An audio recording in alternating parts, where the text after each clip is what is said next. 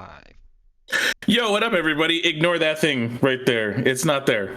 Don't you see? Don't look at that. Look right here, right here. Focus right here. Focus right here. Focus right here. Hi, my name's DBZ Freak 2. We are here for Aegis Executioners League. It is week 7. It is the final week of the regular split. Next week is technically seeding and deciders, but well, they don't really matter. I am once again DBZ Freak 2. I have Marcos actually, who is going to be yapping with me for a little bit until Orbital gets here. So, how are you doing, my man? How we doing? I am doing great. It's really good to actually be casting for once and not just behind the big screen. Yeah, it's true. Normally, all the fancy stuff, happens behind the scenes. That's all Marcos. But now you get to hear the mystical voice behind some of the memes that happen. But we got an exciting matchup for you guys tonight. As I mentioned, this is week 7. We have Death Cards versus Mentally Ill, which is going to be a very interesting matchup. I was looking at earlier. There were some things I was looking at in the roster sheet and like the group stage sheet as well, and things can get very interesting tonight. And here's why. So, if Death Cards 2-0 tonight, and depending on how the game that Con plays later goes, there is a chance they could take the 3rd spot tonight from Mentally Ill. Mentally Ill lost last week 2-0, so they have that to kind of bounce back on. So that was one thing I was looking at. But let me look at the matches again just to make sure I'm getting it right. So depending on if Khan beats Stasis Gaming tonight, who is below them in the standings, but again, Stasis Gaming can play spoiler, there is a universe where Death Cards could take the 3rd spot from Mentally Ill, so that's just something to keep in mind for tonight. All right, so big stakes, and both these teams are pretty close in the standings. They have very similar records, so it's really up in the air what happens tonight. Oh yeah, for sure. So like Mentally Ill's 3-2, and then Death Cards is 2-3. The game record is 7-5, while Death Cards have 6-7. So there is a universe where if they 2-0, go 8-7, Mentally Ill will only have 7-7, and that will drop them in the standings again, depending on Khan's results tonight. So this could be very, very spicy going in. But if we want to go ahead and take a look at the starting lineups real quick, we can go ahead and get that going. We have Death Cards, as I mentioned, Seaboyer in the top lane, Autumn Leaf in the jungle, Bear in the mid lane, Buss and Boots in the AD carry role, is Silverhammer in the support with their 2 supports, Promic and Kappa Gaming. This will be our first time seeing Death Cards, so I'm really excited to see what they can do. It looked like, based on what I was seeing, that their matches, they just played against the hard teams, so that kind of makes a lot of sense why things have gone the way that they are. But yeah, and they have a lot to prove tonight, and I do believe, depending on how things go, that they could actually do it. But if we want to take a look at Mentally Ill, if you want to read that roster off.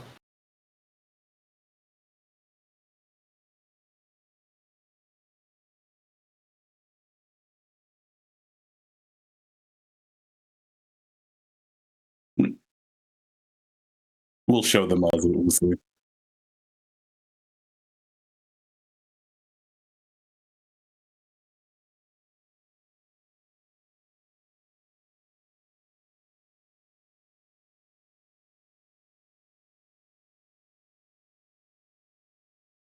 So here's what's really funny.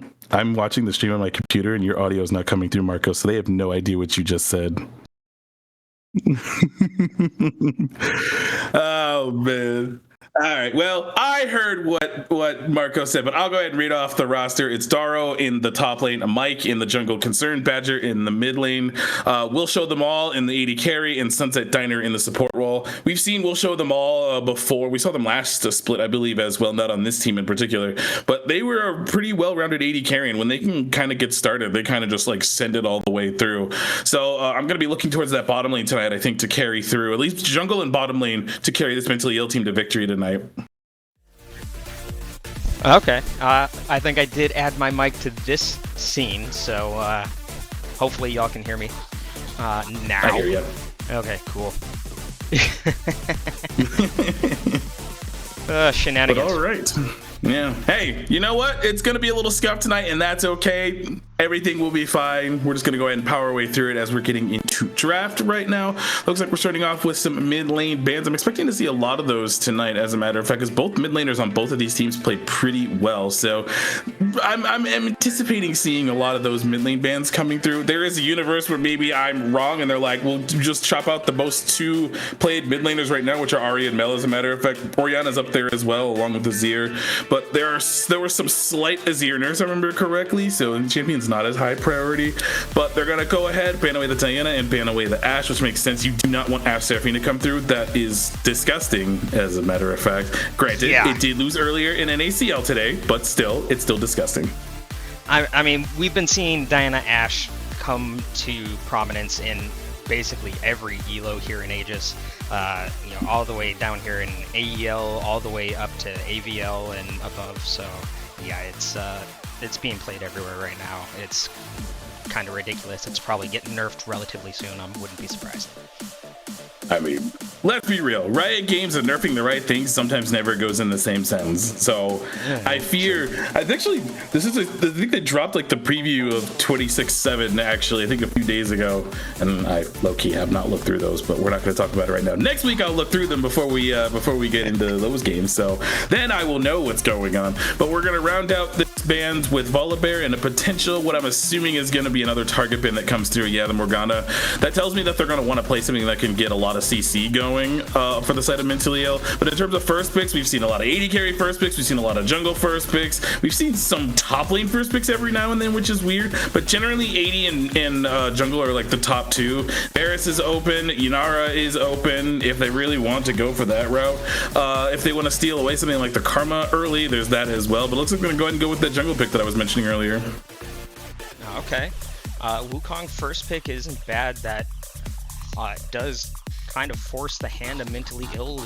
Makes them have to either pick up Orianna here or leave it on the card for the epic Wombo combo delivery system, which you never really want to do. And interestingly, with that, so they get the Pantheon right off the bat. So what do you choose here?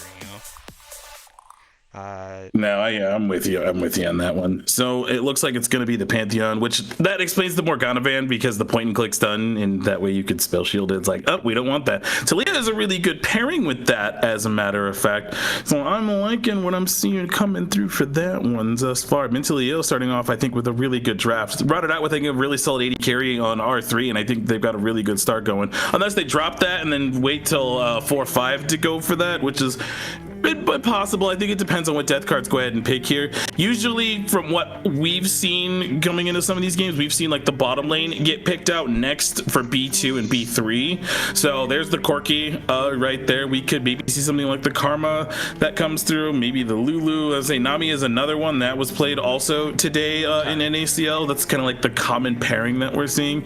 So I like this so far. They've got a lot of things going for them. There's a lot of CC. There's a lot of engage as well, particularly with the Wukong.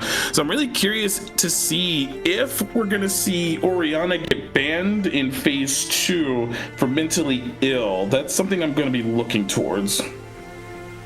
It wouldn't surprise me since death cards just didn't pick it up here. It's really easy to just ban it off the table now, so you don't have to worry about that combo. It is really strong. It looks like it might be coming. There it is. Okay, that's not much of a surprise there. Yeah.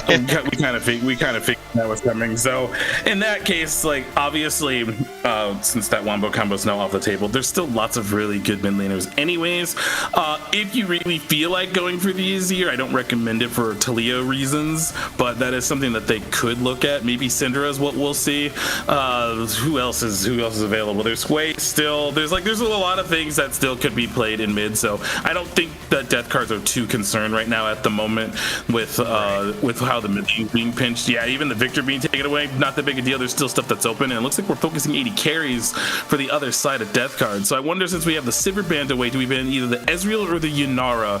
We typically see Ezreal paired with the Karma, so I would think we might take that off the table, but it could be really either pick in reality, because they're going to pick it up most likely on 4 anyways.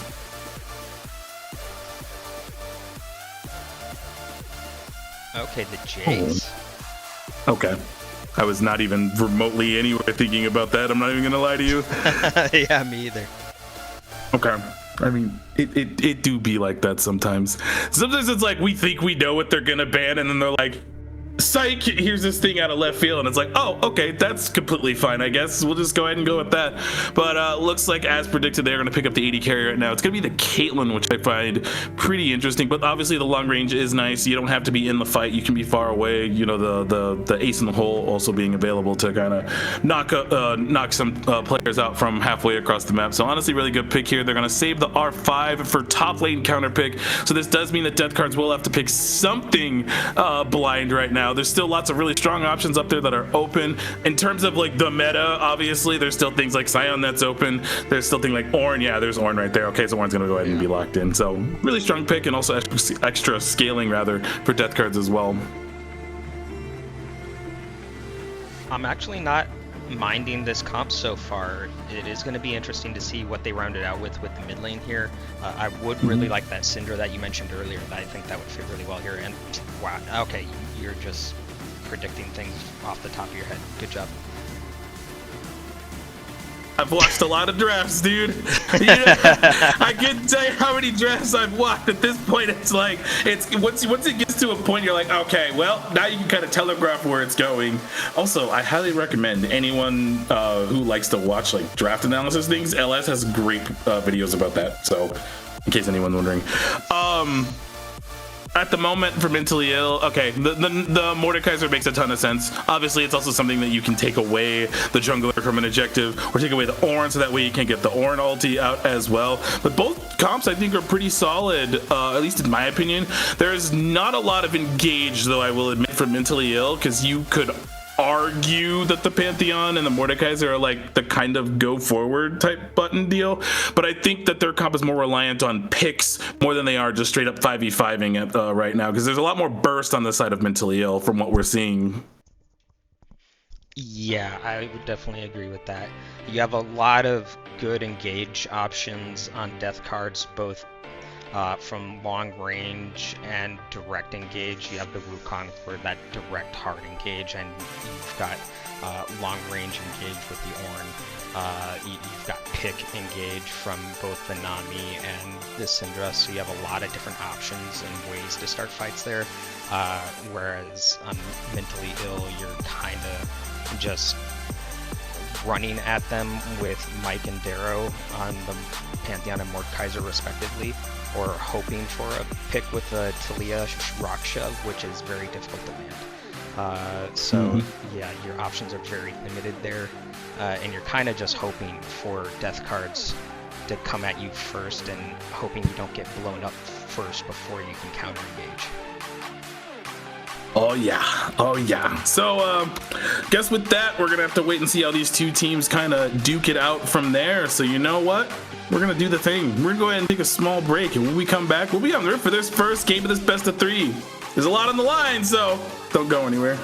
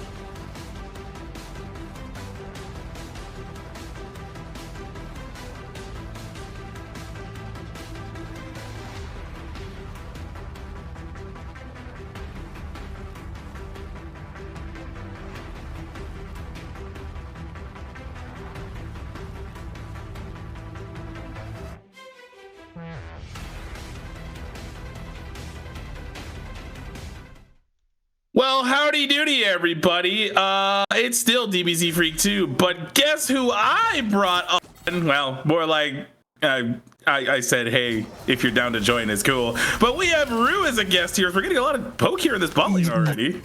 Yeah, I mean, that's one way of phrasing it. We've got barrier and heal exchange already. We'll show them all also popping his barrier. Massive level 1 trade for, I'm assuming, some reason that these players will probably not be able to put into words.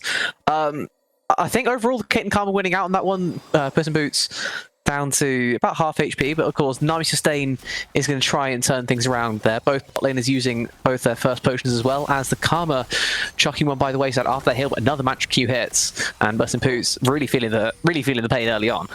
Yeah, this is why I'm thinking is like we really shouldn't be tanking these Mantra Qs to the face because they are going to hurt. While yes, the cooldown is long, it's still a lot of damage, and you combo that with a Caitlyn headshot, well, you're not in for a good time at all. But you do have the Nami sustain, like you mentioned, but the problem is that she's gonna burn through all this mana. Look at that, she's already less than half mana. Karma still has all of hers, so she can keep spamming these abilities. So that level 1 might be kind of costly for death cards, I would say, as level 2s are hitting here in the bottom lane, as we just saw briefly there. Looks like that we're going to get more and more of that poke out from this bottom lane. Yeah, just another Mantra Q landing, and the Q landing as well, just taking lots of damage. This Nami's going to run out of mana trying to sustain this lane. Yeah, I mean, the positive is that as a Nami, you don't necessarily mind an early base. Typically going towards something like the Imperial Mandate, it's going to give you that kind of mana regen anyway. If you just want to spend a 200 gold base on getting that base mana regen up, it's completely valid, right? It's not always the most fun time, but it gets you that mana back again, and then afterwards, you're not too fussed about your overall mana cost. So I think in the long play, this should be absolutely fine as long as they can get things like that cannon, which are unfortunately going to fall by the wayside. Yeah, unfortunately just missing out on the support charge there. Either Silverhammer didn't have it, or it bugged out a little bit. I know it's not always the most dependable, as we're going to get another big trade in mid. Arthur farming these splinters right now. Yeah, it looks like the Concerned Badger is going to have to back off here. They did just run out of mana. We'll get that reset going.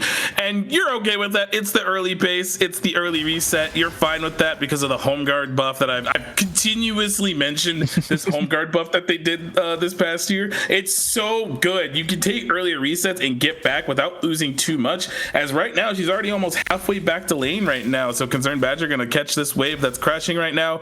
Now, we do have the teleport for Bear there, so they will be able to, you know, just back up, TP, come back in the lane anyways. And that is something that I actually didn't look at prior to actually some of these level 1s starting, as the TP advantage right now that Death Cards has, because mid laner does not. Wow, that's pretty much a testament as to how this Mordekaiser lane is going to go, isn't it?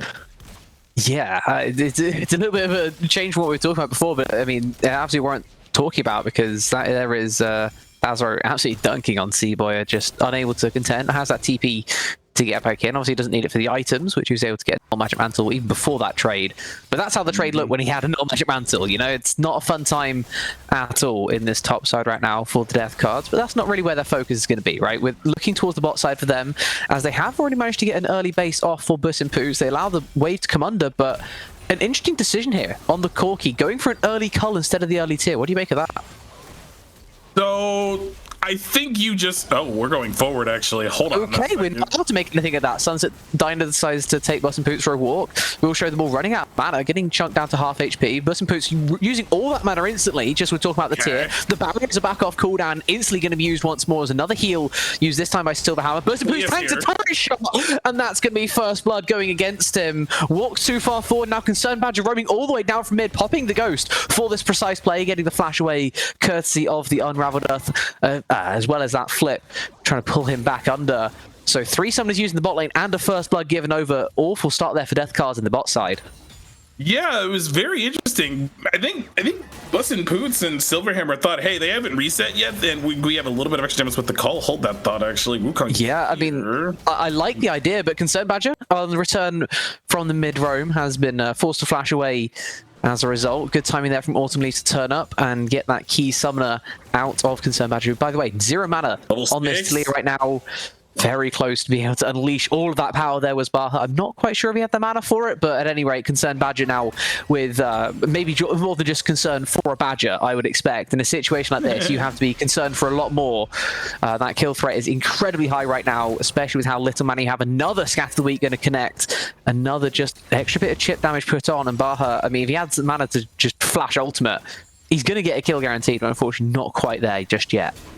Yeah, and that's also the consequence of Concerned Badger roaming down to the bot lane like that, is they didn't get anything out of that. Sure, they were there, but Bliss and Poots rather died right before Concerned Badger got there, because, you know, like you said, the tower shot. So they had to walk all the way back, and they were on vision too, so it was spotted, which is why that Autumn Leaf went for that play. They ended up getting the flash, and now at this point where Concerned Badger just has to play kind of safely, because otherwise you get chunked up by the Syndra too much, and you're about to have a bunch of Cinder balls in your face momentarily, and then you just die. So huge respect over to Concerned Badger to like being aware of that possibility. As we do, I'm seeing Pantheon in the river right now. He is level 6. I think we're just getting Scuttle Crab. There is a universe where they might dive on bot lane, which would be a little silly, or probably try to make a play onto mid that's currently walking up, but it is spotted all throughout that river. That one river ward right there where the Phaelite is spotting out this this movement, and that's really good information, as he's just kind of chilling there, actually. Hold on. Yeah, I think the threat of it is good for the time being, but as you say, it was spotted on vision courtesy of the Banana Bush ward that have been there for so long. There's a nice bonk there. And see where we're going to try and trade things down. There it comes. Okay, Grand Starfall into the bot lane. No Silverhammer taken for a walk. He's the one without the flash, and he's the one that falls instantly. Will show them all picking up his second kill of the game as they turn things up to 11 pretty early on in this one. Able to keep their flashes this whole time. Now the double kill on the Caitlyn already had that BF sword, and Will show them all is getting incredibly fed early on. Yeah, that's kind of one of the annoying things about Pantheon too, is he could be somewhere in the middle between the lane, but we're still diving, actually. Yeah, I mean, that's a flash already from Bliss and Poots. No mana left on him either. Silverhammer just about turns up in time to catch the ace in the hole with his face, but an amazing secondary gank there from Mike. He's going to lose out a little bit on his top, so I believe his Raptor's just been stolen. His Autumn Leaf isn't even looking for that, he's looking for the mid gank instead. Concerned Badger very wary of that, going to get himself back out to safety, as that will be eventually the Raptors falling by the wayside. So a small trade for courtesy of the jungle there. Autumn Leaf doing his best to try and equalize this play, but still overall positive one for Mint. Yeah, absolutely positive one for Mint. That dive, successful dive, like you said, 2 kills on this. Caitlyn has the BF. Are you going 2v3? Sorry. They're looking for a 2v2 on mid. Concerned Badger. There's going to be the W of the wall. The Warrior Trickster out, ultimately barely avoiding the flip back from Concerned Badger, getting himself out of town just in time. I was wondering if Darrow was going to rotate down as well. It looked like he was trying to make his way down to that fight, able to just about be forced back courtesy of Seaboy, pushing away just enough to hold him off for the time being. But I mean, the top lane does not look very fun right now for this on. That's about the 1 point that was maybe going to be going all right towards the later part of the game for the Death Cards. Bot lane so far definitely not going their way. You kind of need this on to be able to stop the Mordekaiser at some point, and right now he's nowhere near that point. Oh no, actually, if we could we take over to the gold real quick? So I see the 30, almost 40 CS lead in the top lane right now. Yeah, about 800 gold. That makes a lot of sense. He's sitting on 1800, so I do believe the lead, Rylai's rather, should be pretty close to done. If he wants to get the wave in a good place. Oh, hey, so he's going for the proxy. Yeah, exactly, right. So he wants to get the wave in a good place so he can do precisely that. He already has enough gold for that exact base. This wave, all it does is actually get boots. That's literally it. But by taking that proxy, you can get that advanced base. Seaboy is going to have to TP back to catch the wave in the first place. He also went for a base to get his Spectral's Cowl and that Balmy Cinder. But there is that right, as you say. And then the tier 1 boots is the only advantage you get from pushing that forward. But because you're able to push that wave before, you don't even have to use your TP. You can now use it for something like the second Drake spawning a minute, if that is maybe something better for your team. Yeah, we didn't say this earlier, but the first Drake did go over to Death Cards. The Grubs went over to Mintally Ill, which I think is actually completely fine. As the scatter misses, I was ready to give it to you if the scatter hit. It just went a little wide, but with the 3 grubs, that means that Mordekaiser can be a side lane threat, because Talia isn't really going to be one, neither is Caitlyn Karma going to be in the side lane much either. They're going to be kind of hovering where the Pantheon most likely is in the later stages of the game, so that way you can just kind of ult there, be that support, be annoying, and do the thing that Pantheon likes to do. Is I think that was an ultimate that, oh, it was not, it's just the passive. Okay, I was like, whoa, weird colors happened, but it was not the Death Realm that was popped there. But we are 30 seconds away from the next dragon. So that is something that is a potential opportunity for Mentally Ill to kind of blow this game wide open, I would say. Like you said, TP advantages there. You kind of chunk out Seaboyer here, and then you have free reign to kind of do whatever you want at that point. So kind of looking to see what the game plan here is for Mentally Ill. Nice Scath of the week as we see on mid there. I mean, Baha looking to do precisely the same back because you're talking about the top side. I think it matters more in the mid lane here. Darrow does not want to spend his TP advantage on this Drake if he could avoid it. But there it is spawning. I think if Mentally Ill can, they should just be looking to take this instantly. Instead, they're jungler up on top side right now. Both junglers clearing their top camps instead of contesting this Drake on its spawn timer. I get that they're up, but right now, especially as Mentally Ill, you lost that first Drake. This is your time to guarantee get the second. If they fight you, if Death Cards end up choosing to take this fight, that's how they can lose this game in the blink of an eye. They're not in a good position right now. It will get a whole lot worse for them if they try and contest when Darrow has his TP advantage, also completing his lane quest as well, just as we're speaking. So now he'll TP in with a humongous shield on top of everything else. You don't want to take this fight if you're Death Cards. I'm surprised Mintally haven't already gone for this Drake. Instead, they're getting ganked on in mid. Unleash Power already used. Flash forward for the Cyclone. Automate for the bonk. And there's Concerned Badger going away. I'm surprised that they haven't focused more on this early Drake time. A Concerned Badger trying to fight for mid, getting ganked by Autumn Leaf, and now I'm not even sure you can take the Drake. I'm not sure either. It looks like Autumn Leaf is not gonna. Oh, we're diving actually. Fall down to bot lane. Okay, Wave comes in to try and save Burst in Boots. Able to tank it up for the time being. That massive spear though. The passive stacks up for Mike, and he absolutely deletes the Corki through the barrier. Burst in Boots had no chance of surviving this time round. Also using there the heal from Silverhammer. Had to flash away from the spear. He got stabbed in the face, and it did not look very pretty. Mike with a humongous kill there, as the kill in the bot lane is going to maybe turn the tide once more. They will be able to take that Drake eventually. I'm surprised on multiple counts now.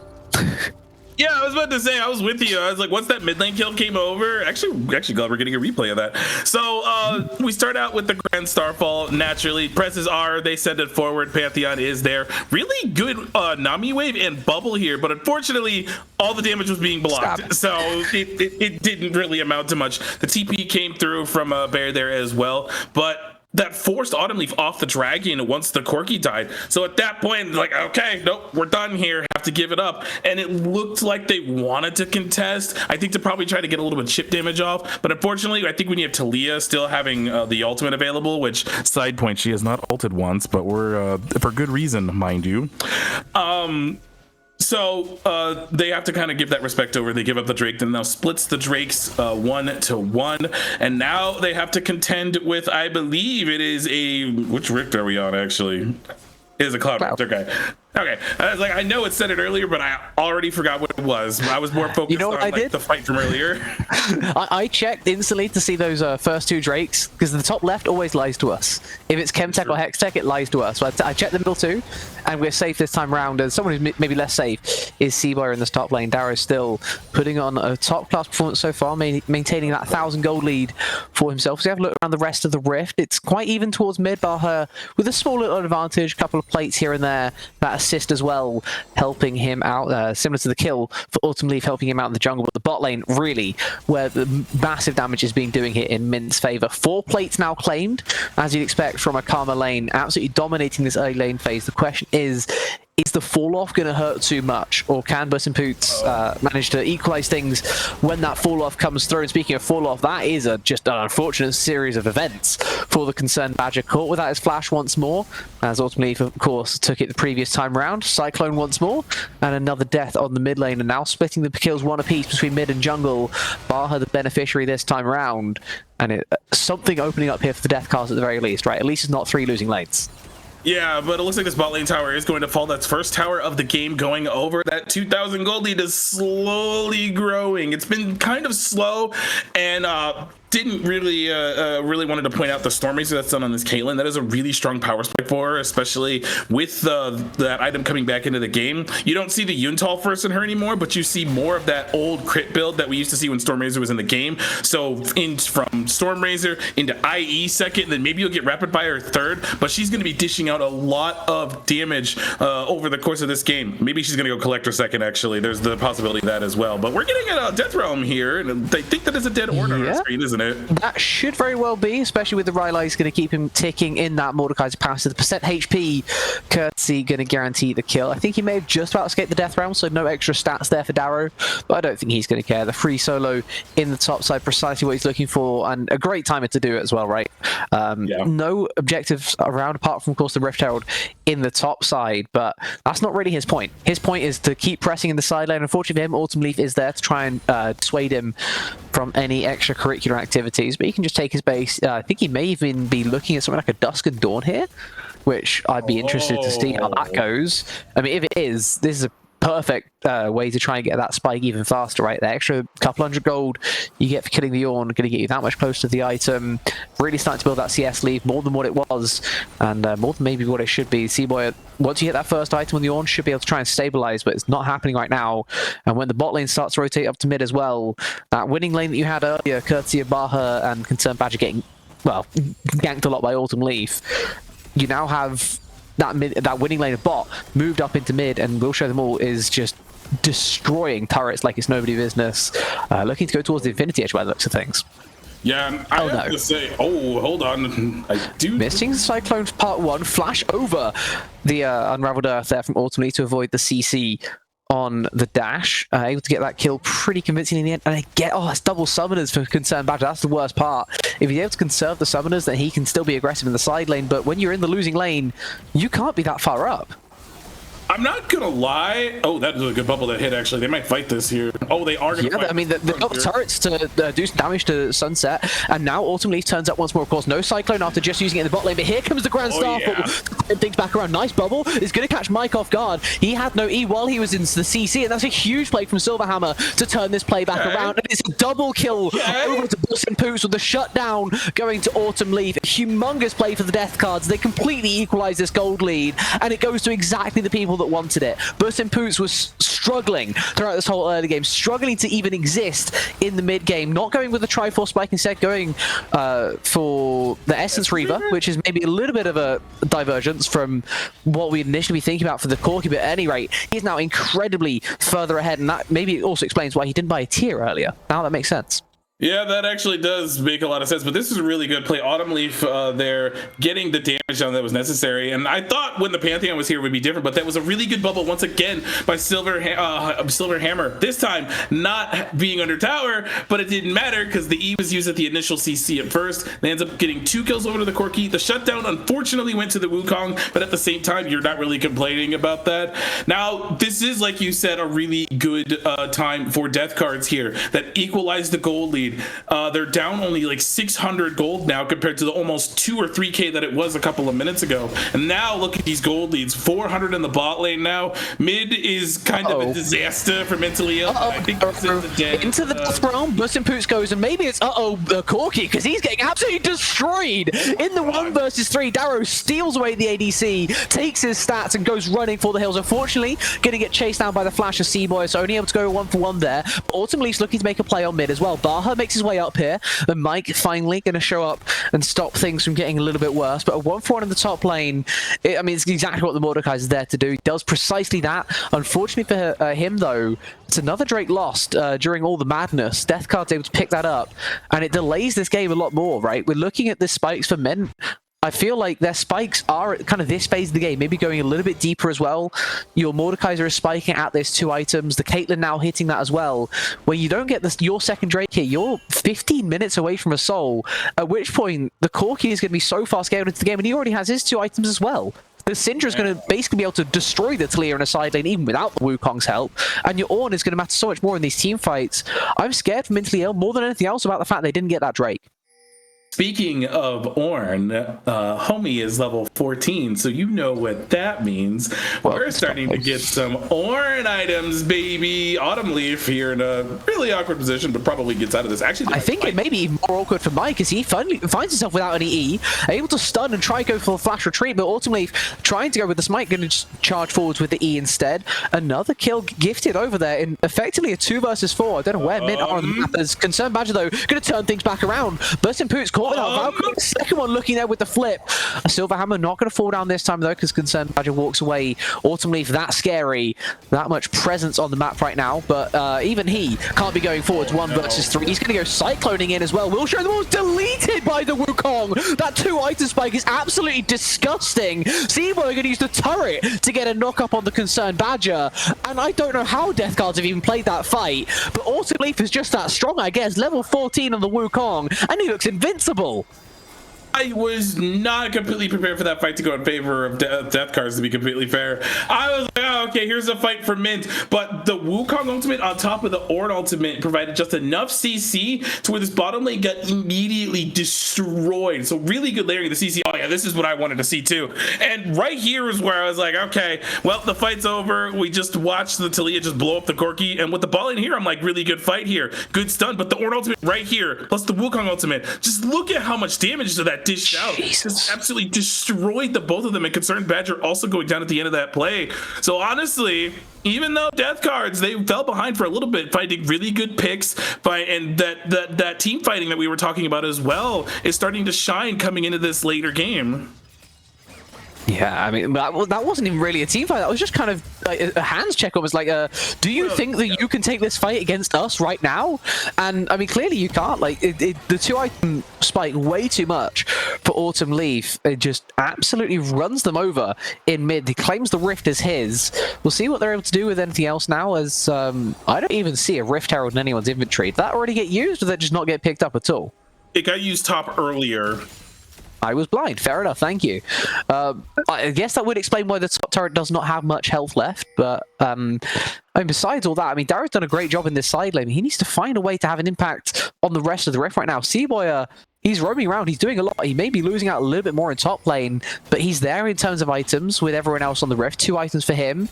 And with how tanky he is, it doesn't really matter. He still has his fight starter. Either Darrow needs to get more pressure on this sideline, or we're going to have to just have a fight over absolutely nothing. 30 seconds before the Drakes even spawn, and we're just having a fight in the opposite side river right now, in the jungle. It's Autumn Leaf's homeland. He goes flying in for the Karma to start this one here off. We'll show them all, getting dove on as well by the Wukong, finally getting to get the shut down. And while Darrow's in the backline, Bursting Poots is there left to cry. Ends up getting the kill as Darrow, but ends up falling soon afterwards. So a 2 for 2 to start this fight off, but unfortunately with Autumn Leaf going so deep, he even can't withstand the 1 versus 4 right now, and that does mean that the jungler's still alive for Mintally Ill. They're going to look for this Drake. The 2-2 tie-up is what they're hoping to achieve, but I don't think Death Card's going to let this one here go so easily. Storm Razor going to get that extra bit of move speed, we'll show them all, but a nice Scatter the Weak is going to catch Mike off guard. Bubble up once more, and Seamoyer is unstoppable in the game right now. He's claimed that many kills in a row that he's getting unstoppable on the Ornn as a humongous seismic shove going to save Concerned Badger's life. The Ace in the hole is barely going to leave a dent, though, as we'll show them all. You cannot even be thinking of walking up to this Ornn right now.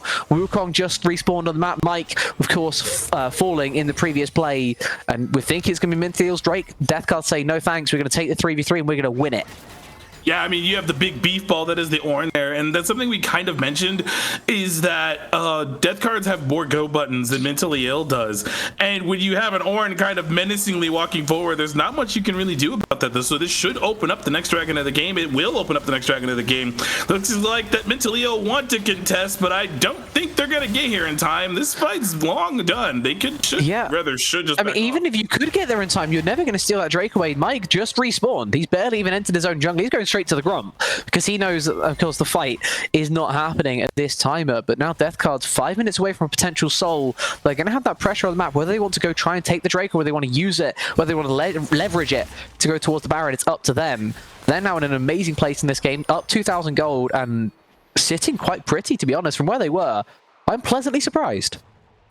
Me too, because I low-key, when they were down 3k gold earlier, I was in my head, I was like, okay, well, I guess we'll have to figure out what they want to do in game 2, but no, just off of a couple of really good picks, off of some mistakes that Mintally Ill made earlier as well, they're in the driver's seat, and well in the driver's seat, as a matter of fact. And those dragons that they've been stacking up, not that they got the first 2, but after the fact, they've gotten 2 straight Cloud Drakes, which is proving to be really good for them, and an extra boost for them as well to catch out some of these slower members. And unfortunately, it also comes down to, were you going to do something cheeky? Oh, we smited the crowd. That was a 16 health smite that Mike managed to steal away. Neither jungler fancying using the big button that does 1400 instead of letting out the 16 health. Okay. You know what? We take those. But we talked about at least Marcos and I talked about a little bit in draft that really comes down to the team fights, that like death cards have a way better team fight than Mentally Ill do. Mentally Ill's kind of relies more on picks and burst instead of those sustained team fights. Yes, Syndra is the exception to that, but like in those sustained team fights that Ornn can have, Corki as well, Wukong there along the way.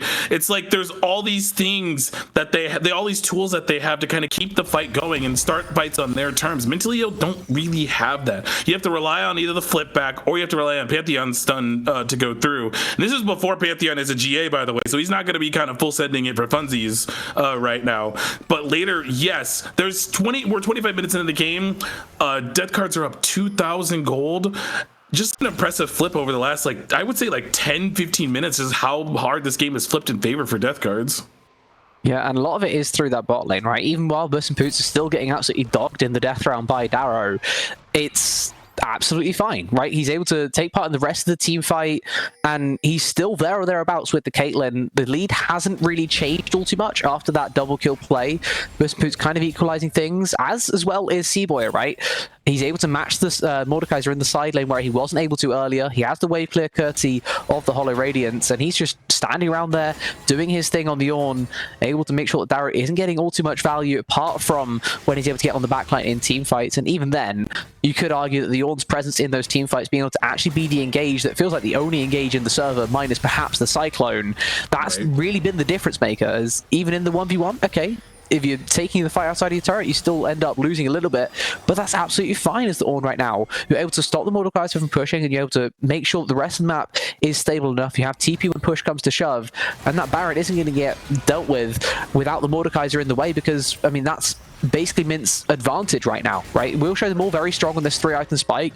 Definitely not going to, you know, ignore his potential impact, but as we look for a potential fight around mid, this is absolutely crazy from Concerned Badgers when you're sending in first the frontline Talia of all things. And it doesn't really amount to anything either. They didn't get anything off the Unraveled Earth. It was a little late, but looks like they might try to go for the after fight, but we unfortunately missed everything, which honestly is fine, but there is a Mordekaiser back here. They could turn on him. Oh! Okay, throw him onto Bus and Poots, avoids the E this time around, but can't avoid the bonk to the face. And now the passives here, Bus and Poots is just awaiting death, but he's able to flash out, and that means that he survives. Darrow doesn't get the value. Autumn Leak now looks for the turn. Goes cycloning in. That's the Mordekaiser done and dealt with. Going to be traded out for the Wukong as Seaboy. Unfortunately, can't find anyone with that pillar, but a huge Scatter the Weak is going to get two of them pushed further away. The Pantheon incredibly low. The Karma able to survive barely, and the Talia as well forced out of the fight. Another Scatter the Weak going to catch even better. Nice. Sunset Dine now incredibly low too, and Death Cards, even while it's a 1-for-1, they feel that they have the advantage at this point in the play. Another Scatter the Weak. It feels like we're saying that so often, but there comes Mike. He turns it back around, and I feel like I'm missing someone. Autumn Leaf died. Burst and Poots maybe died at the back end as well. This was a 3v4 they're walking up on as Death Cards, and Mint are able to punish them emphatically.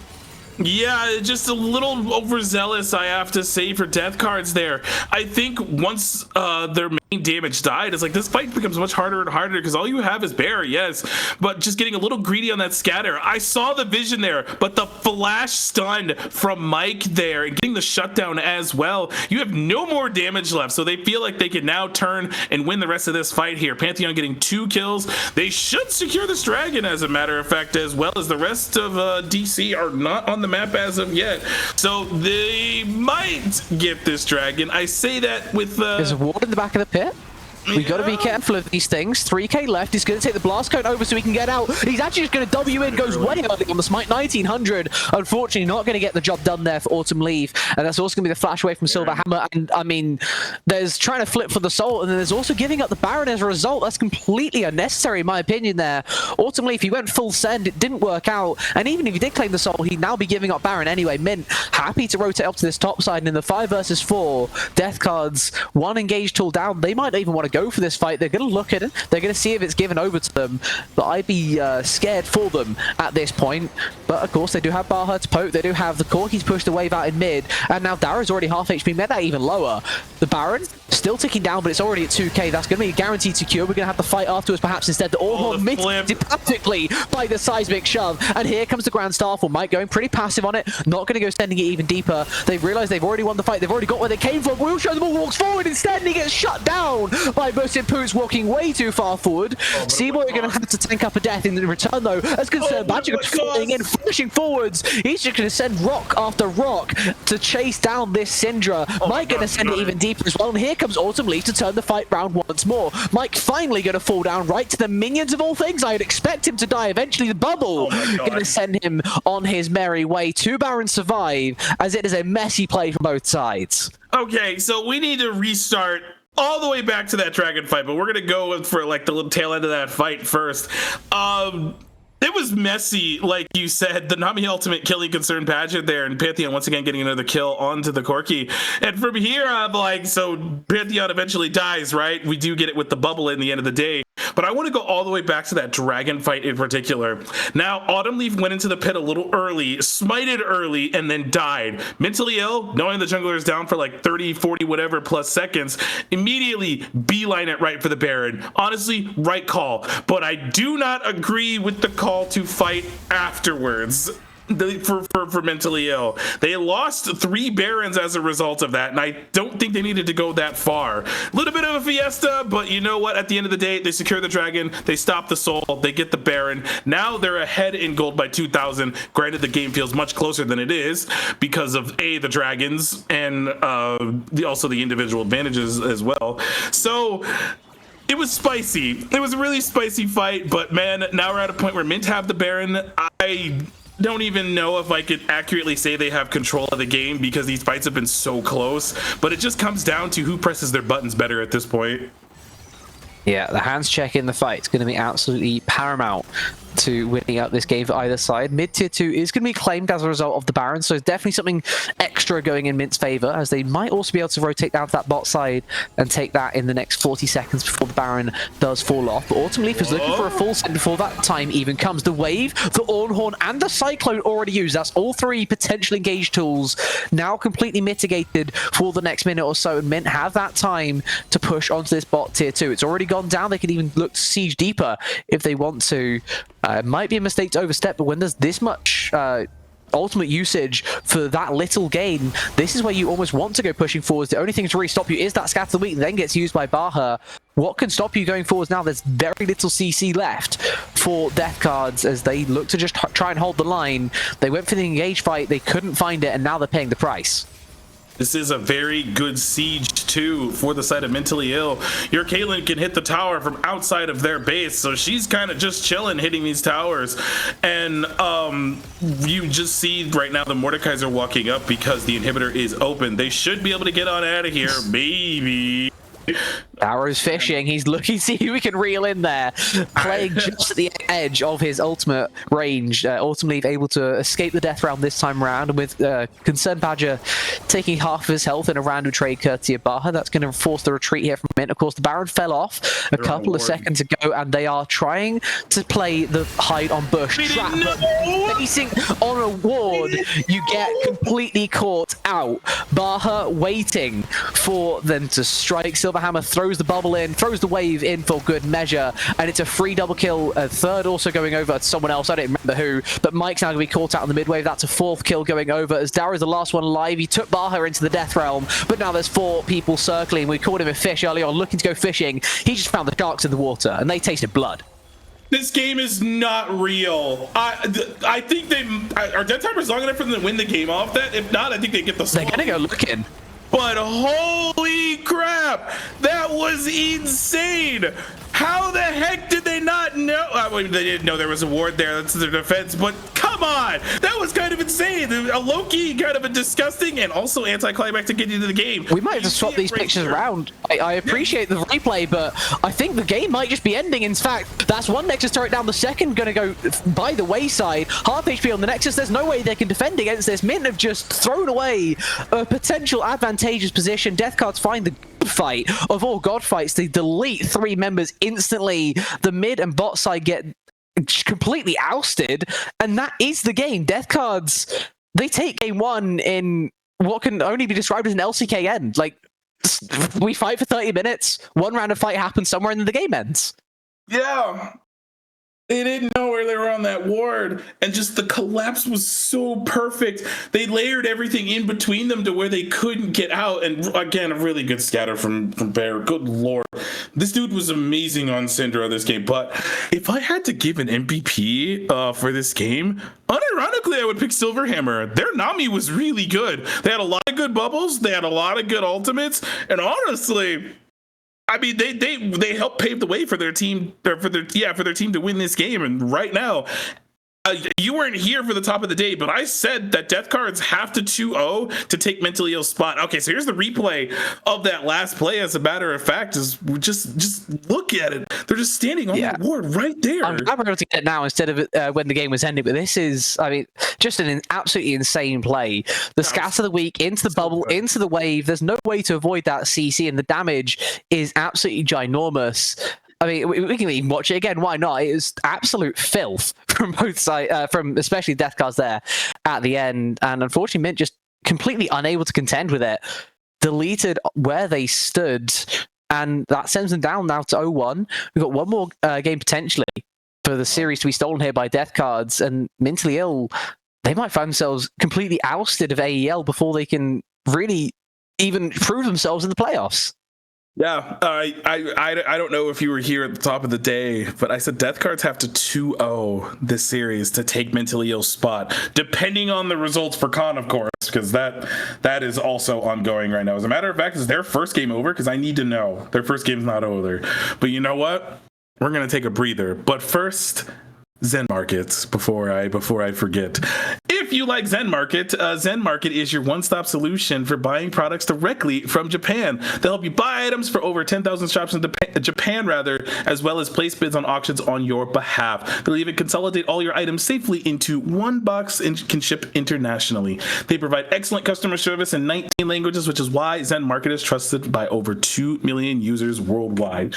Check the panel below the stream or click the link in chat to try them out now. If you sign up with the promo code Aegis, you'll get 1,000 yen off your first international shipping fee. And with that, we're going to go ahead and take a little bit of a breather because that was a wild first game. So, Mentally Ill on the back foot now. Can they take us to game 3? We'll find out in a little while. Don't go anywhere. 全マーケットは迅速な発送ですぐにお届けします。あ、ボックセット？大丈夫？でも直接来てくれたの？これって漫画みたいだったね。しかも今衣装着てるし、花でもあれば完璧なのに。完璧だよ。壊れ物だから自分で届けたかったんだ。あなたって完璧。ありがとう、全マーケット。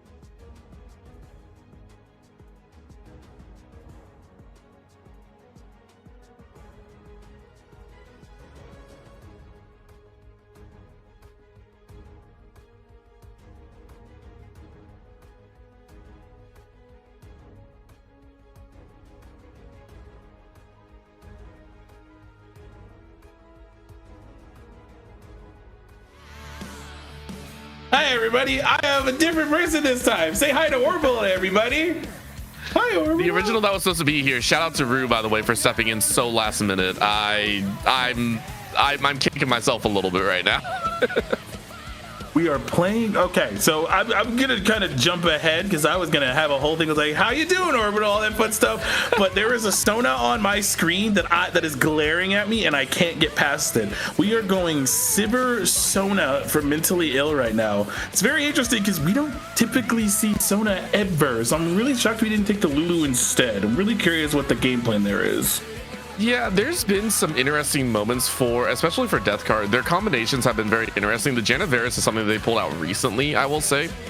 But for Mint, this kind of submarine style for them has been very interesting. They played this last time, I believe in a series prior, where they went with submarine Shen topside, and then they ran the Nocturne in the jungle. So for Mint, this is also just a difficult part for them, I think, which is for them, they really need to kind of lock in, not only for their entire playoff standing, but also just as a team. They've been on a little bit of a losing streak, so I want to see what they can do. And their focus right now, obviously in this game too, focus on the mid lane a bit more in the ban system. Bauer obviously was very strong, but Bauer primarily playing those control mages, which is why we see the Galio and the Orianna banned out right now.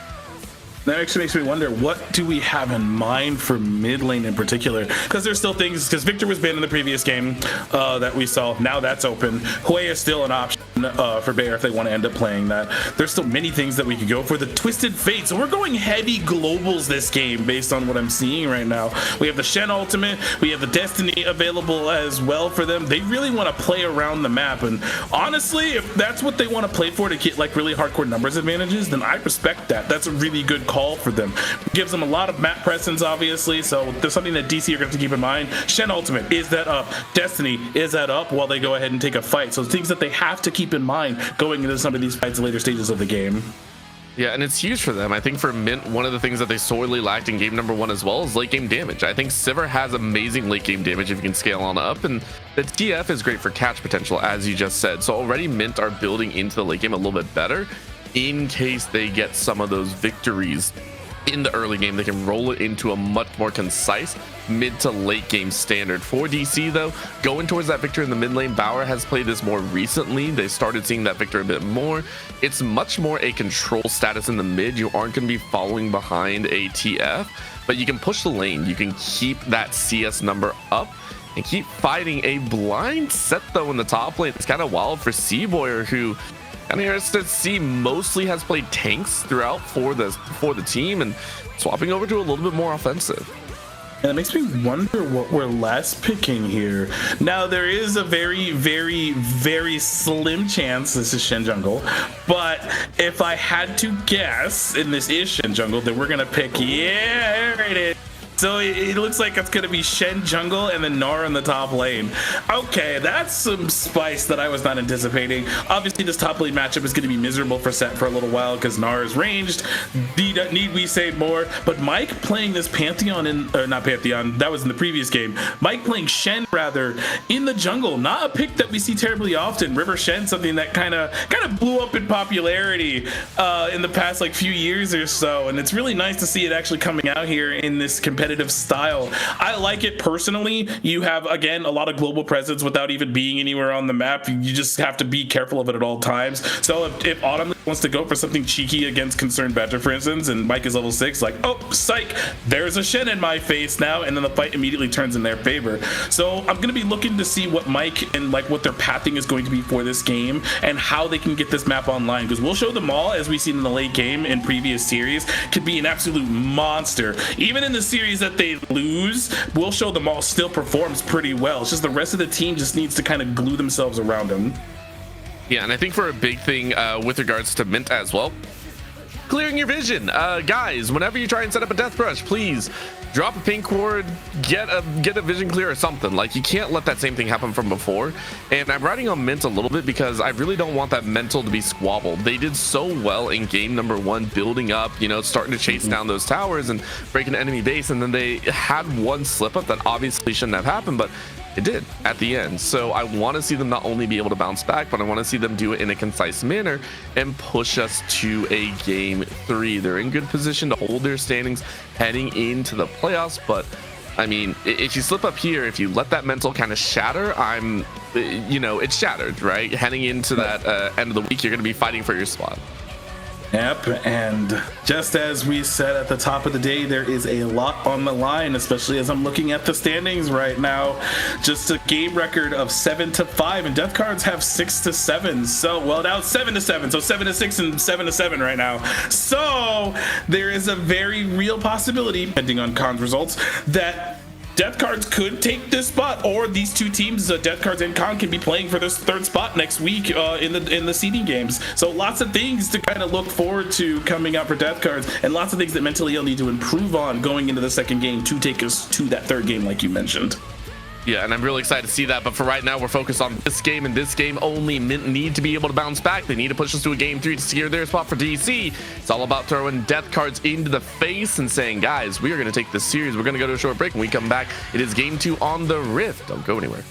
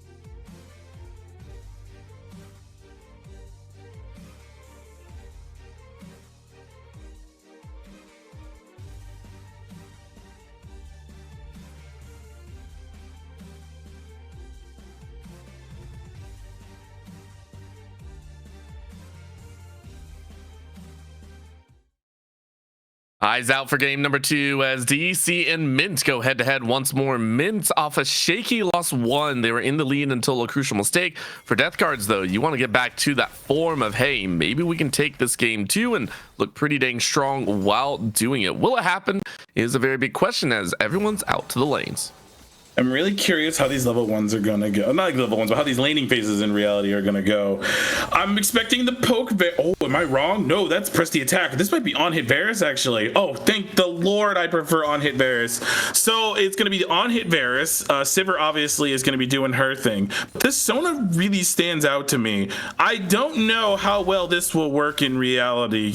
Sona's not a champion that we see terribly often, but I do believe Sunset Diner did see it in their like champion pool that they can play it. So clearly they picked this for a reason. They're confident on it, and they're going to be looking to see like what or how they can help the Sivir pilot through this game and like empower her to be that strong hyper carry later in the game. Now the problem with that is it gets to a point where yes, while you're doing Sona damage, you become an Arbot later. So gonna see how Sunset Diner adapts to that one. Well, it's also kind of surprising. There are other things in the bank if you wanted a little bit more sustain. I believe Sunset Diner's actually played Soraka 3 games. So we have seen them play also things that can be much more impactful in that, you know, very specific role, if that makes sense. So I 100% agree.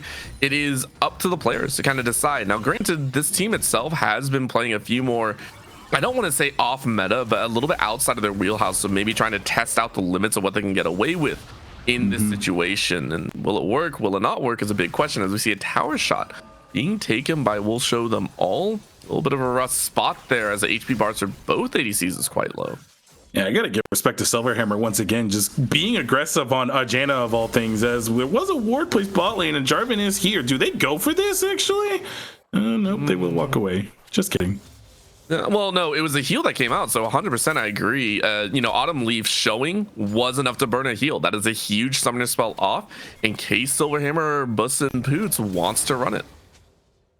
And that does mean that Jarvan will go back into the jungle, farm those Krugs up, get that reset going. I do not believe that Shen has gotten the reset yet. No, he's going for that top Scuttle Crab right now. So he is going to take this Scuttle Crab, then base. And from there, I'm kind of curious where the pathing where Mike is going to be. That's something I'm going to be looking for a lot, actually, in these early stages of this game, because I'm curious to see where that focus is going to be. I saw Mike give a lot of attention to the bottom lane in game 1. We saw, you know, getting the Caitlyn ahead for We'll Show Them All. And from there, it was like, okay, ball lane's pretty much over. But then things kind of turned around. So hoping that if they go ahead and get this lead, that they can keep that lead and kind of not make any of those weird, awkward mistakes. Now we're getting the TPs for both mid laners come through as they're going to go ahead and farm it out. TF is a very interesting champion. What were your thoughts actually when you saw it be picked up? I saw it as a give lane focus on outers is really what it is. I mean, TF is well known as not really being super lane dominant. You can clear lanes clear the lane of the CS quite well, but it takes a little time. You're looking towards that level 5, level 6. That's where you start kind of joining up on the top side. You're looking at the bot lane, see if they get low. But if no one's really getting low, then it's kind of all for naught. So it's a champion that I feel is much more reliant on your team getting ahead in certain situations, or if your team's not ahead, hopefully your jungler is able to make some sort of move. Yeah, and that's going to be very interesting, especially with it being a Shen in the jungle instead of something what we would normally see, whether that's, you know, Nocturne, Vi, or whatever. So I wonder if that's going to slow it down a little bit, or I wonder if the game plan is, hey, TF, go ult somewhere, I'll ult on top of you, you know, kind of make an instant numbers advantage for them. And honestly, if they are able to do that and pull it off, then I think they're going to be in a really good position this game. But we're still only 4 minutes in, barely 5 now, as some level 6s, I believe, are going to start taking over soon. As in this top lane matchup, this is going pretty much how expected. Set gonna be abused for a little bit by the Gnar in mini form, but gotta give it to Seaboyer there, you know, playing this matchup really well, not giving over anything, kind of not taking any awkward trades, and staying strong in this matchup and being aware of what the limitations are, because even though they were down like 30 CS in the previous game, they were not giving over too many deaths to the Mordekaiser, and that's what still made this Ornn relevant, as the first dragon of the game is gonna go over to DC. It is on a ward, but they will secure themselves a first early dragon 5.5 minutes into this game. And it's an Infernal as well. Huge pickup to, you know, give a little extra. It's 3% 80 AP come the later stages of the game, which can compound a little bit more, and it looks like we're getting straight offense defense in that same turn. It is going to be a mountain dragon to play for a second, which means we get a lot more util coming out of the soul either way. No matter which dragon it is, it's all about that util at the end, in my opinion. Daro on the top side, though, getting a bit more damage than I presume they would really like. You can see the chase coming out with that Mega Gnar up and available, but with Seaboyer going early tier 2, you're not chasing down that set. No, but I'm also noticing that Seaboyer at some point burned Flash, so I'm wondering what that was from. Not entirely sure. Maybe it was a misclick, but that is maybe a point of contention if Daro is aware that that's not available. That's something that the Shen can go up there and use. But at the same time, kind of expecting Seaboyer once again to start getting a little more aggressive because of those steel caps are done, so you're not going to take as much damage. However, still really strong in mini form anyways, and you have level 6 on Shen right now, so they have to keep that in mind. They should be aware of that as we're getting some pretty heavy trading bot lane, actually. Yeah, but no mana on Will Show Them All, which means the trade actually has to be pulled off, and it's leading into the advantage of Bus as well as Silver Hammer, and that's why we see that Force Flash plus the Stand United coming about. So big win, I would say, out of Bus and Poots and Silver Hammer on the bot side for DC. You drew the heal on the hunt, plus a barrier, plus a flash. Like, he drew everything out of Mint on the spot side. Oh yeah, and the Stand United at level 1 is like a 2-minute cooldown if I remember correctly. So really, really long cooldown to expend. That also gave avenue for Autumn Leaf to walk into the jungle, steal away. Well, they didn't really steal away anything, but they're setting up for a dive right now on this top side. Is the TS coming through actually? And it's a really good one as well. First Haymaker to keep themselves safe, but with Daro and Mini Gnar, it doesn't actually feel good to full chase out. Concerned Badger might be just looking for a little extra damage on the back end, which might put Autumn Leaf into a rust spot, but it is going to be Power coming around the side, and that's going to be the Cataclysm coming in, plus the lasers coming out. Daro has to flash, same with Concerned Badger. So it's a good turnaround at the end of the day in the HP department on both sides for DC and Mint. So you know what? And the only thing you got out of that was Jarvan Flash and Cataclysm and Victor Ultimate as well. But you got Gnar Flash, you got Twisted Fate Flash. So you take those any day of the week because TF is not very mobile. Gnar is, so it's fine. But yeah, hey, another point of contention here for Autumn, not from Autumn Leap, but for Death Cards as a whole. Like getting these little small advantages, getting those summoner spells out. That's a really good start for them so far. Oh, and the Destiny was used as well. So that global presence that we were talking about has diminished quite significantly. So this lets Death Cards play a little more aggressively if they want to. Giving over the respect right now, it seems, but overall, I think this is like good small advantages for them. They're still down gold, but again, it's still in the early game, so they're feeling okay about where things are going right now. It's not just that, it's also the fact that when you look at Mint Gaming, it's a very proactive setup with the ultimates, with a lot of what you have, and you want to be proactive with it. They're going to try and turn it into favor, but Bus and Poots getting a lot of that monsoon healing, and they're going to look to turn it around. Oh, no. One more hail of arrows coming on down. We'll leave it to a double kill for Bus and Poots. Huge pickup for the Varus. Well played, and the monsoon from Silver Hammer, huge to keep the ADC alive. Bus and Poots coming like inches of death there, but like you said, the monsoon doing absolute work there. Only the cleanse was burned out of Bus and Boots as well. Burned the ultimate and just rooted the Sivir and the Sona, just able to do what they needed to do, get both of those kills crucially over to this Varus, who isn't on hit, mind you. So they have that going for them as there is a gank here. Oh, there's a Stand United. And it's a very nice slow as well. That nice little stasis. Gravity Well keeping everyone a little bit off center, but Mike wants the fight. They are going to look for it again. That will be a poor J4 dead. Well timed and well fought. Worth the flash and ult, I think, considering Mint got their first kill on the board. Yeah, I think you're fine with that. So the kill goes over to the Shen, just a little bit of extra beef that he's able to get.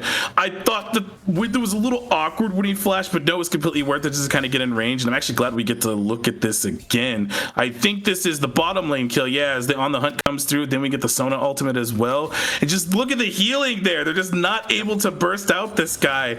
Bus and Boots gets both kills there. A double kill over to the Varus. Absolutely massive. As Set is doing some silly things here on the top side, it looks like. Yeah, trying to fight it out. Haymaker goes a little bit wide, but again, Boots versus no Boots is huge. in this top side matchup. I will also give a lot of credit. Remember the summoner spells that we mentioned were burned earlier on the bot side. Mint didn't have barrier. Mint did not have heal in either instance, so they weren't able to kind of counteract that healing force. And that's why we saw the win. So little things like you mentioned, adding up for DC, as with that win on the bot side, they're now aiming for that dragon. Crescendo is available for Sunset though, and they might be able to make it work. Now, I'm really curious here. We don't have moves from Victor. Is trying to shove this wave in to kind of get that prio going so they can have the first move. The Destiny is available for the TF, so he could sack the wave and join anyways. Maybe something that they are aware of on the side of DC to be a little... Hold on, Seaboy, you're taking a lot of damage here, but should be fine, I would imagine. Yeah, just gonna walk away under tower, but this is the dragon that currently is being smacked. We do have a Shen in the bush, and I think they're aware of that. They are definitely aware of it now, but the bot lane is coming over, so I don't think they're gonna be able to fight for this as the Mountain Drake goes over, and that's 2 dragons over to death cards, and that's a really good dragon stack to start off this game. Not only that, you bring about the Chemtech Soul, which can be huge, but on the top side, Meganar just getting some damage down.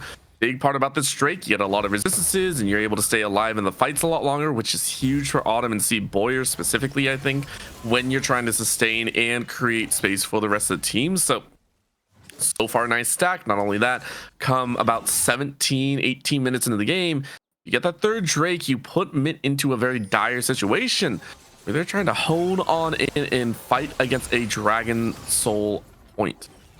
Oh, Jarvan is here again. Do we make the play? The flash is, I believe, just coming off cooldown for the Civ. Is up now. So both summoners are available. It looks like that the call will not be made. Jarvan will go ahead and back off. But I'm really interested to see what Mint is going to have planned for this dragon here coming up in the next couple of minutes. And I'm going to divert the subject a little bit and talk about how I'm so excited we finally get to see an on-hit Varus. I swear we've only seen poke Varus at this point, and I like on-hit so much better, especially after getting those 2 kills. We're kind of beelining it towards what I assume, actually, what do we build first now? Things have definitely changed since last year, because it used to be Bork first, but I don't think you do that anymore. It's something else now, but we'll see what the first item is for the Varus. From there, we will have the Rage Blade second, which is pretty classic. I thought we were going to go for the flip there, but we did not. I think we didn't have the correct angle. But with where Buss and Boots is right now in terms of like, oh, hold on, that's a Shen there. Yeah, that's a very spicy Shen as well, who is quite tanky, and Bauer doesn't really want this one. It will be a gold card coming out. Nice double knockup as such a turnaround, but the flash to follow, a whole different story. Nice chase at the very end by Mike to get that last auto down. Now, Concerned Badger is trying to run away and will get away to safety. Chase is on in more ways than one. Arrow will cut them off, but they have another shot. Nice good ult coming out. Chain of Corruption lands and locks both down. It will fall to the arrow one more, and Daro really doesn't want to be here. Can we say Kobe from Buss and Poots? They're landing the ultimate, using the flash as well, securing 2 more kills for death cards. That was a nutty roam, actually, as a matter of fact. I would not have anticipated the Varus being there, but the caveat to that is that we'll show them all, and since Atina were able to get some kills there, but this is like the follow-up play after the fact. We kind of saw there the Varus roaming over there at the last second, goes for the flash arrow there, the Corrupted Chains, they're landing absolutely massive.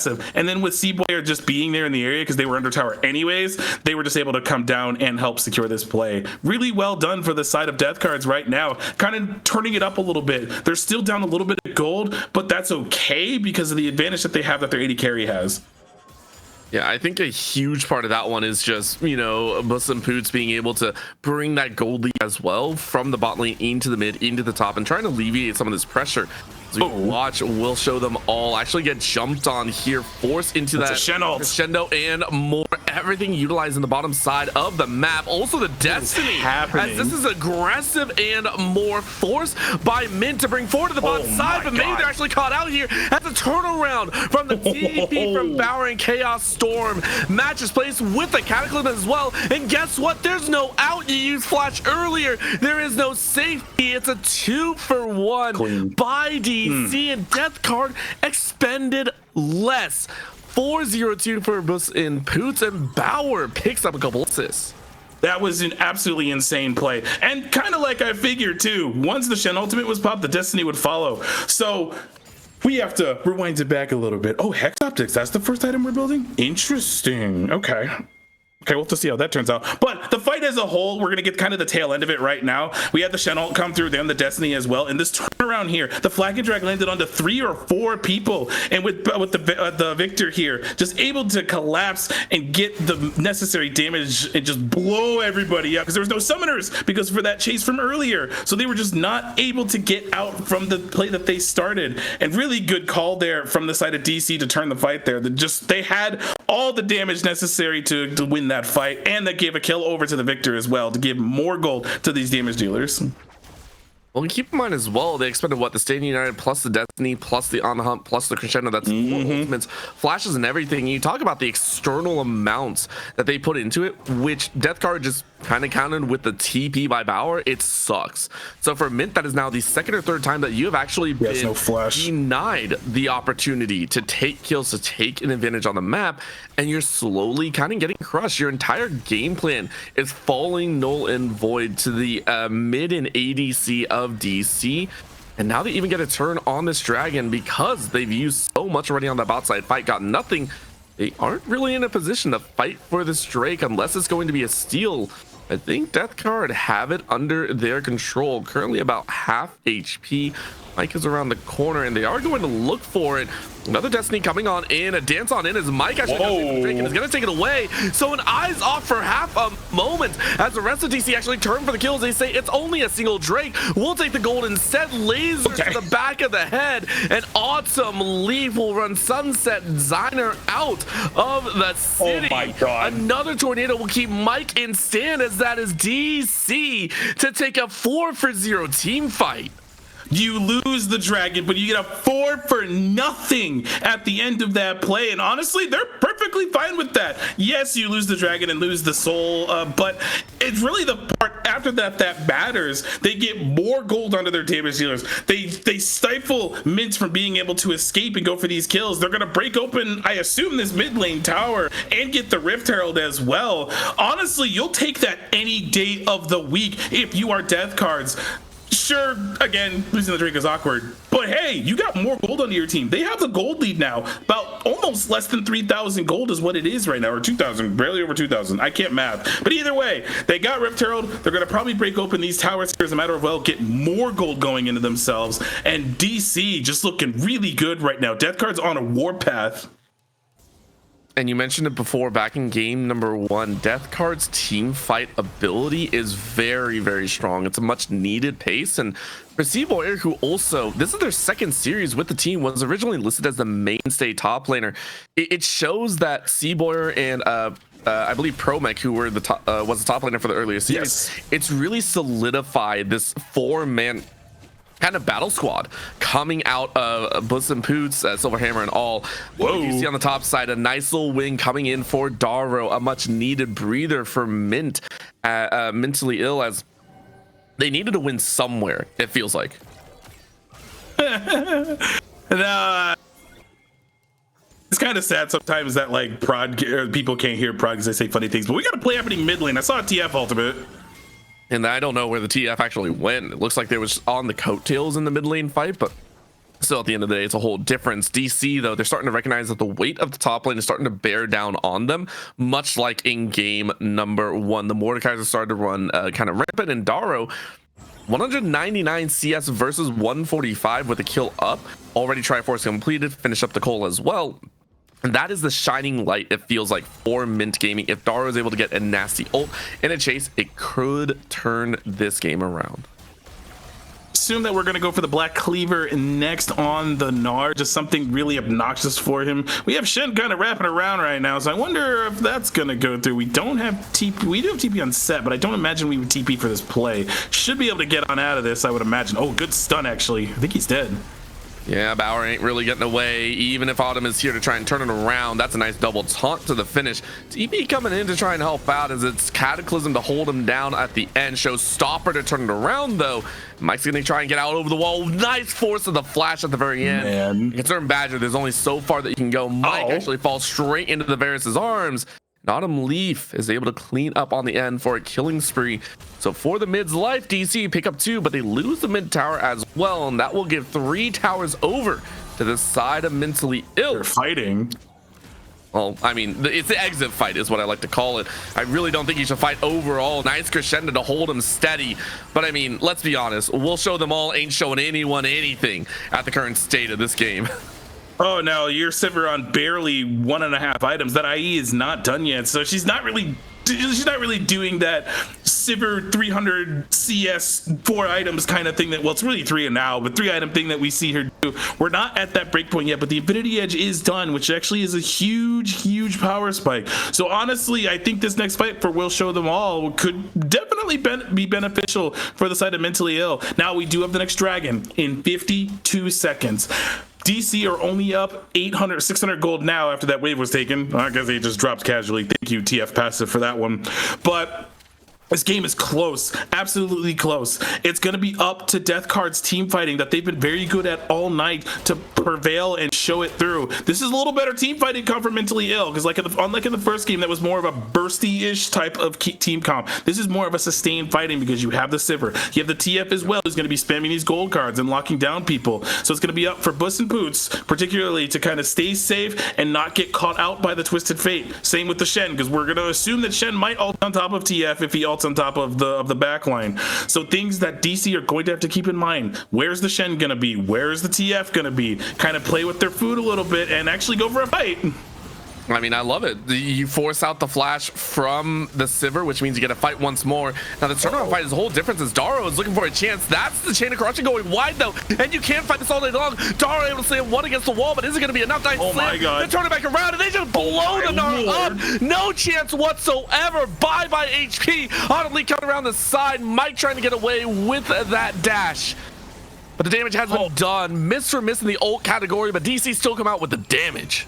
Oh my God, that was so close. I'm not even gonna lie to you. I was clenched that whole time because I saw Daro get to the back lane, but the ultimate only landed onto the Janna. And from there, it's just, it was kind of coins for him because he was the only one there in the rest of the fight. Now this dragon's gonna be a little weird because your Varus is not on it, so it's gonna take a hot second to do. And you gotta be really careful of these TF cards, but it looks like now they're gonna bully the Shen off potentially as he's gonna get close to the pit, but I think we're gonna fight over this dragon.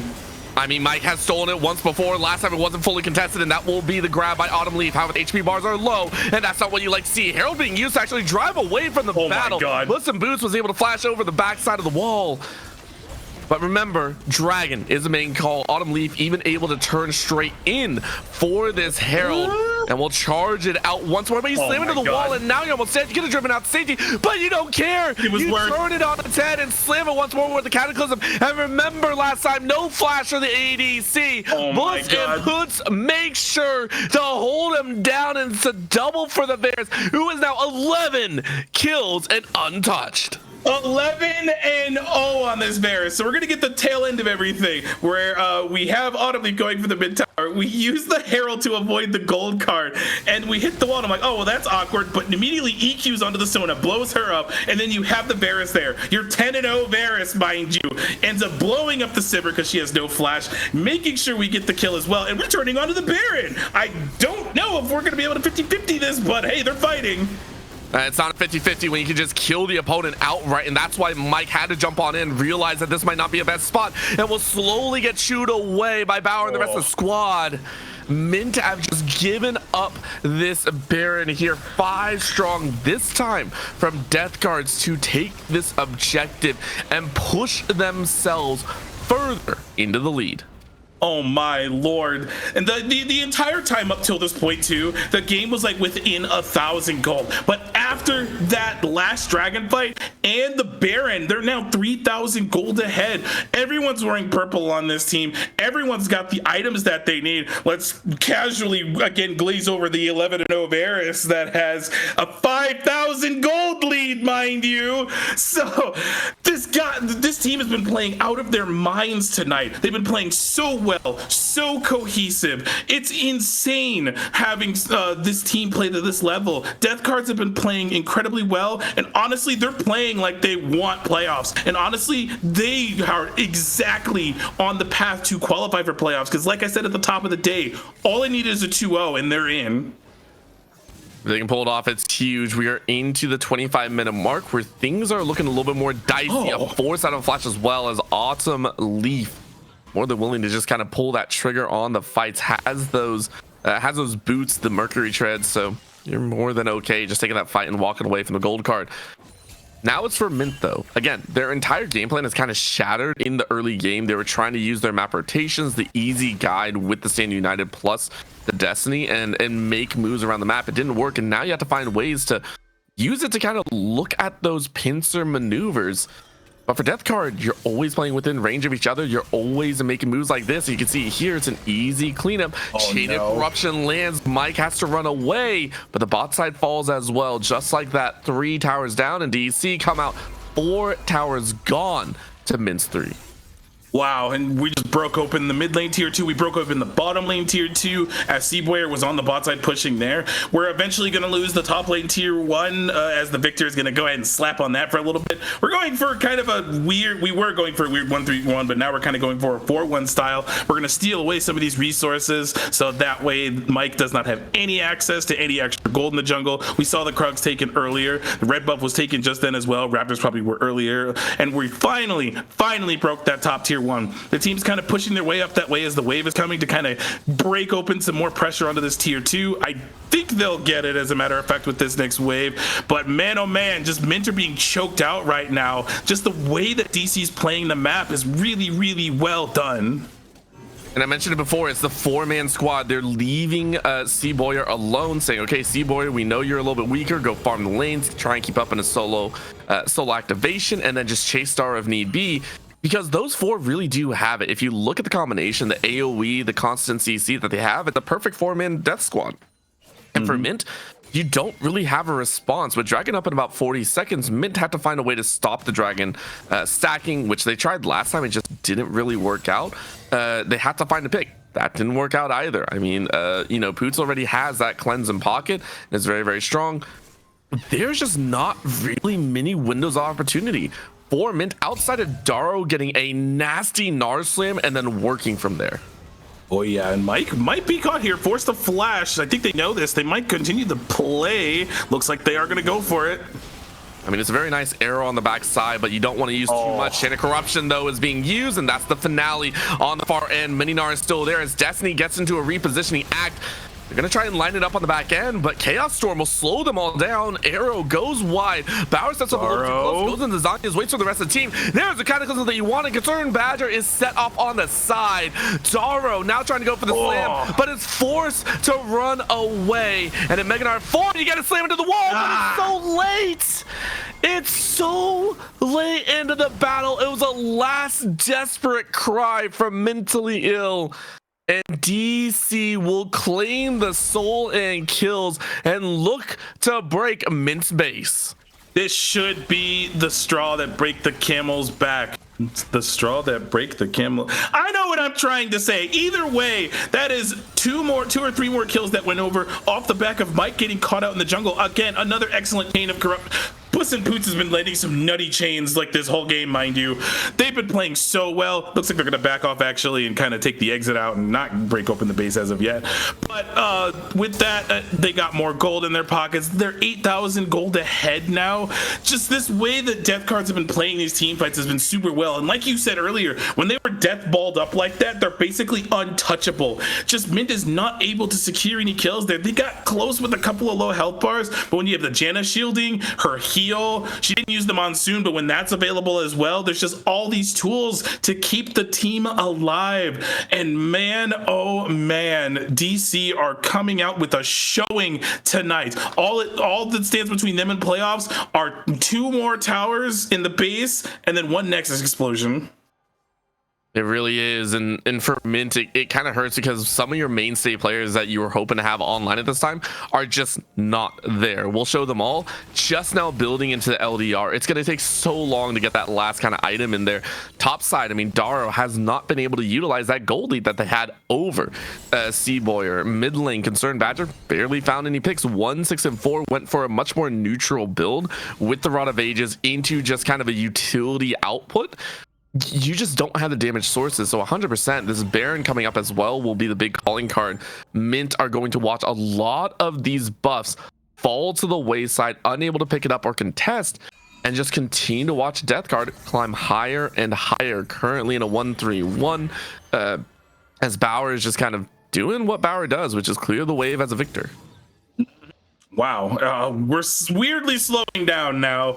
I kind of assumed by this point they would have like broken open the base and maybe let supers do the work for a little bit and then make a one, for one to play. But honestly, Death Cards are giving over a lot of respect. They are aware that there's still a universe where they could get picked off because, again, the TF and the Shen still exist. As they're kind of grouping a little bit here as, oh, there's a Jarvan there. That's what we're doing. Yep, and that's just the catch that you want to see. Poor Sona is gone, sings no more. Mike is able to TP out thanks to the Stand United, but the damage is still being done. Bauer, though, on the other side, gets a huge redemption heal, plus the Zanyas to stay alive, and Daro and Concerned Badger have to run for the hills. I really don't see them getting out. Daro's going to try and do as much damage as he possibly can on the back end, thanks to the Chemtech plants, which bounces him way further. But C-Boy on the bot side says, listen, I got one job and one job only. It ain't a Dr. Mundo, but a set will do the same. Down goes one tower, down goes the inhibitor as the bot side of Mint's base is broken. A flash away, because I don't know why you would do that. I think C-Boy is just gone. But you've already done your job. My God, that haymaker drops Concerned Badger's HP. It's still a kill, though, at the end of the day, but DC have broken the base. Hey man, that's a good death. Bouse would say that's a good death because you broke open the base, you got an inhibitor, even though Baron was taken on the other side of the map and you lost yours, still a good death. And that haymaker, that was like more than half a Concerned Badger's HP, in case anyone's wondering. That was nuts. So again, just to delay, they saw that everyone was on that side of the map of the bot side to stop C-Boy, and they're like, okay, Baron's free, we know it anyways, we're just gonna go ahead and take that, they can't stop us, all good. And they end up kind of taking that off the map. Now this, with the base open, there should be a base breaking Baron about 30 minutes in, depending on like, oh, we're bullying Sivir. Oh, we're bullying Sivir. That's a dead Sivir on my screen. Oh yeah, it ain't happening. This is DC just rolling on in, looking like Marvel with how dominant they are, and they will look to do it just once more. Sunset Diner unable to rejoin the fight, leaves their top laner to die. Daro barely running away, but the Barris is ready to fire. Bauer takes out the support, and it is DC to roll in strong. 5 still alive, double cannon minions to help out, take out the Nexus towers. And for Death Card, they look hungry. They say we want our playoff berth. We want our chance to fight against the best, and they will get it here in the AEL as they will smash Mintally Ill 2-0. All right, 2-0 for Death Cards. I said it at the top of the day. All they needed to do was 2-0 this series. And in fact, I'm going to look at what the other ones are. Khan lost their series. Oh, that's huge. Oh my God. Hey, man. Who's the script writer? Keep doing what you're doing. Keep writing that script. Oh my God. So Khan losing their series drops them. Death Cards beating Mintally Ill means that puts them at 3-3 and with an 8-7 game score. That puts Mintally Ill at 7-7. So if my calculations are correct, I'm just gonna calculator. As you should. It says that Death Cards are going to go to playoffs, depending on, whatever next week's matches are. But I'm assuming that they should be going. Absolutely insane. Really well done. Their team fighting was clean in both game 1 and game 2. 45,000 damage. Oh, my God. Yeah. But some Poots, really, really well done. And that has been the lean for a lot of the game, but you cannot deny Autumn, Leaf, Bauer, 5-1-17, 6-3-11. This entire squad has very much leaned into this power of, it's 4 players. We're going to roll through. Now, I will say if you're heading into playoffs, we do want to see a little bit more. See Boyer in the top side, coming back into the team, still trying to readjust here. I want to see more out of C Boyer because that is a lane that will get exploited in the future if you are not careful. And so for Death Cards, that's the only thing I can really think about. Unfortunately for the side of Mentally Ill, though, I think this is kind of where you falter. That was a very tough loss. Yeah, it's very unlucky. And you told me in the break too, because I had noticed, that they lost last week's series, but they also lost the week before as well. This makes 3 series in a row that they have lost. Now, I do believe, I don't know how next week's seeding games are going to go, but I don't think that they'll have a shot based off of tonight as the results kind of start to trickle in. But absolutely insane and just unlucky for Mentally Ill as well. Just we're not able to kind of pull it through at the end of the split, and as a result, they're potentially, I think, going to miss out on playoffs, which super sad. But they looked good at the beginning of the split too. They looked good. The one game that we saw them do, I think it was in week 4. We're okay. So let's hold off on deciding on that, because there are deciders to make it on in. I believe top 4 make it out of each group, and there is a chance that for their side, for Mentally Ill, they will have a chance in. So let's hold off on that. We'll let the document speak for itself once all matches are completed, and for right now, we'll say they hope they get a chance to kind of prove themselves once more in the AEL. But with that being said, DBZ, I mean, that was a fantastic series, I think, for Death Cards, for wanting to prove that they can do better. And I think that's what we look at here. Yes, it was really awesome. Death Cards, again, their team fighting was immaculate. They were hungry from the jump. I even saw it in moments in game 1 that they really wanted this. And game 2, they showed it even more. It's like, yeah, we want this really badly. And you could just see it through the gameplay, see it through the map play, see it through the macro, and just... It was probably some of the game 2 in particular was probably some of the cleanest league I've seen in AEL, like the entire split. But God, it's so sad we have to end already on tonight. Just a quick 2-0 to end the night. But Orbital, is there anything you want to say before we call it for the night? No, I mean, it was a fantastic time. I loved being here. I'm sorry I missed out on game 1, but I watched all the action, and I'm excited to see more Death Card in the future.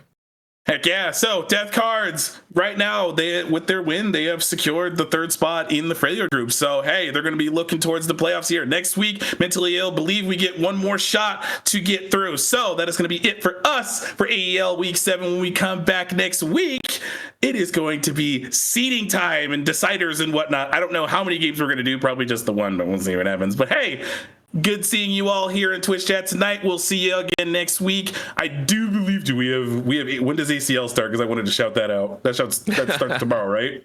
I believe so, yeah. Okay, yeah. If you want to see more League of Legends from Aegis, ACL starts tomorrow. So that'll do it for us. Take care, everybody. Drink water, stay hydrated, sleep well, and we'll see you next time.